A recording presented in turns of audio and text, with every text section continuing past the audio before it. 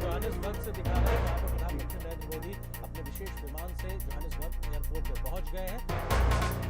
सम्मेलन में शिखर सम्मेलन में शिरकत करने के लिए पहुंचे हुए और यहाँ पर भारतीय तिरंगा शान से साउथ अफ्रीका का झंडा और हमारे सहयोगी अमृतपाल सिंह इस वक्त हमारे साथ जुड़े हुए हैं। अमृतपाल सिंह, हम साफ तौर से देख सकते हैं प्रधानमंत्री का अराइवल